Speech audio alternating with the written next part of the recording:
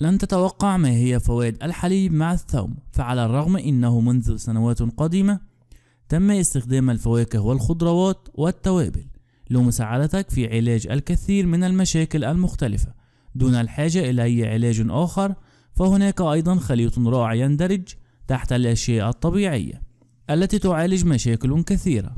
اليوم نعرض عليكم فوائد ووصفات الحليب مع الثوم باعتباره أحد هذه المشروبات الصحية والذي يعتمد على عناصر مغذية وهي الحليب والثوم، فهو واحدا من ألذ الطرق لاستهلاك الثوم عندما يتم تقديمه مع الحليب لتتمتع بفوائده الصحية. الحليب والثوم للتخلص من البرد. الحليب والثوم للتخلص من البرد.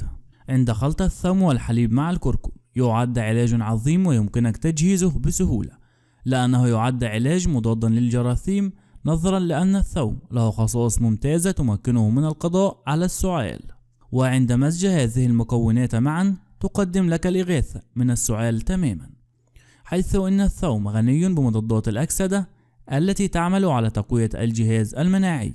لذلك إذا كنت تعاني من نزلات البرد حاول تناول الحليب بالثوم، فهو صحي للغاية، أو تناول الثوم المفروم بمفرده مع الماء الساخن لعدة دقائق وتناولها، ويمكنك إضافة القليل مع العسل والزنجبيل لتحسين النكهة.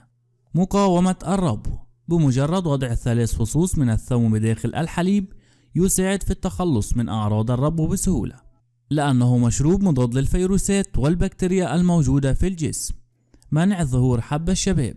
يعمل الثوم كعلاج طبيعي للقضاء على حب الشباب، وذلك لأن المواد المضادة للأكسدة التي توجد في الثوم تعمل على قتل البكتيريا، وعند خلط القرنفل مع الثوم يعمل على إزالة حب الشباب والبثور.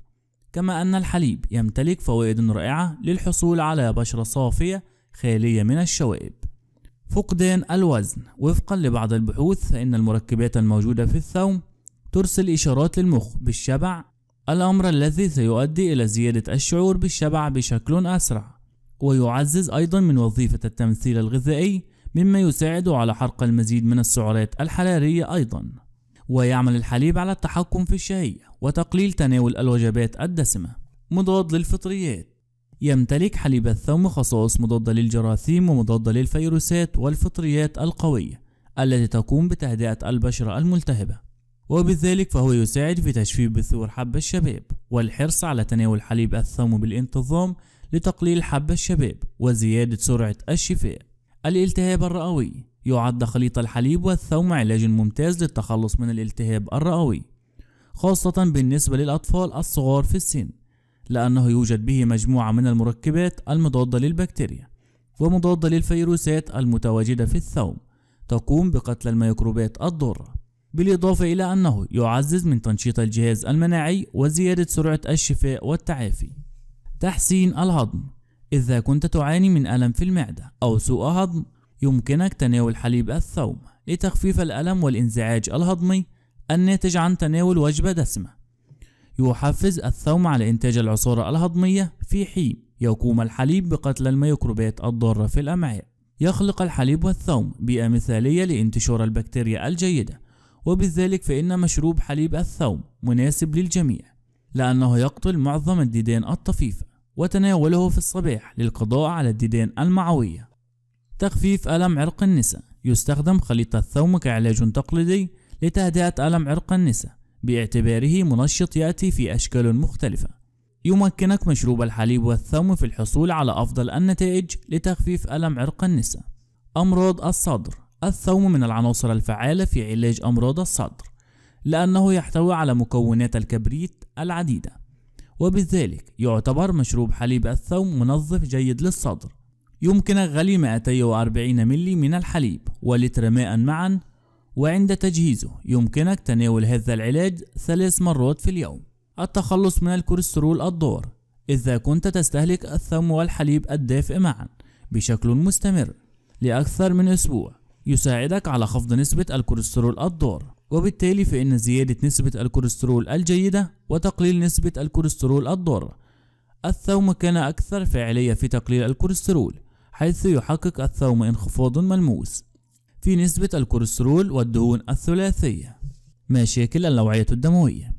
عندما تزداد نسبة الكوليسترول الضار في الدم تؤدي إلى تصلب الشرايين وزيادة خطر الإصابة بالجلطات الدموية. يفضل اللجوء إلى الحليب قليل الدسم لكي يمكنك من خفض نسبة الكوليسترول الضار في الدم. التخلص من السموم. يساعد الثوم في التخلص من السموم الموجودة في الجسم، وذلك لأن الكبد بحاجة إلى عنصر الكبريت لإزالة السموم من الجسم. فالثوم مصدر رائع للكبريت، وبذلك فهو غذاء صحي للكبد ويعطي تأثير مدهش للتخلص من الأعراض الدهنية. يعزز الثوم من إنتاج الصفراء وتقليل الدهون الموجودة في الكبد. علاج العجز الجنسي. مشروب الحليب والثوم من العناصر الرائعة لعلاج العجز الجنسي وزيادة القدرة الجنسية خصوصا عند الرجال، فهو مشروب صحي رائع لمقاومة الإصابة بالعقم. تخفيف ألم التهاب المفاصل. الاستهلاك المنتظم لمشروب حليب الثوم علاج طبيعي فعال لتخفيف أعراض التهاب المفاصل والالتهابات الأخرى، لأنه يحتوي على المركبات التي تقوم بقتل البكتيريا التي تسبب الالتهابات. خفض ضغط الدم المرتفع. الثوم هو العلاج الأمثل لتوازن ضغط الدم المرتفع والتحكم في حدوث المضاعفات، حيث يحتوي الثوم على عناصر فعالة تعمل على توسيع الأوعية الدموية وبالتالي يقلل من ضغط الدم على الجدران. مقاومة أعراض الشيخوخة. الثوم غني بالمواد المضادة للأكسدة التي تساعد في القضاء على الجذور الحرة والتي يمكن أن تسبب تلف في الخلايا وتسهم في ظهور أعراض الشيخوخة. وإليك وصفة حليب الثوم لعلاج ألم عرق النساء. المكونات: كوب من الحليب الطازج، 3 فصوص من الثوم، ملعقة أو 2 من الكركم، القليل من الفلفل الأسود، والعسل لإعطائه نكهة.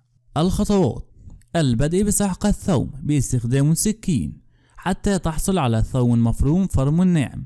بعدها القيام بغلي الحليب على نار عالية، ثم إضافة مسحوق الثوم، وبعد إضافة مسحوق الكركم تركه حتى يغلي حتى يصبح الخليط لين، والتقليب جيدا.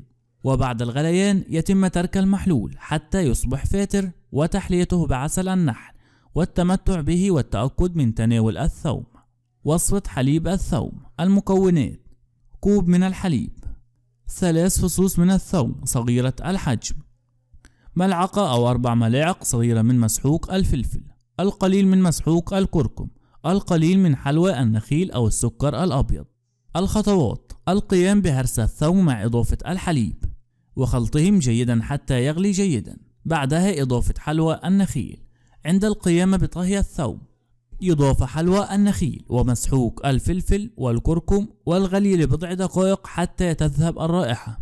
تركه حتى يبرد قليلا وهرسه باستخدام هراسة للحصول على حليب ثوم صحي. هذا الحليب لذيذ وممتع يمكنك في علاج البرد والإنفلونزا. والله أعلى وأعلم. أتمنى لكم الصحة والعافية. لا تنسوا الاشتراك في القناة والإعجاب بالفيديو ليصلكم كل جديد مفيد إن شاء الله.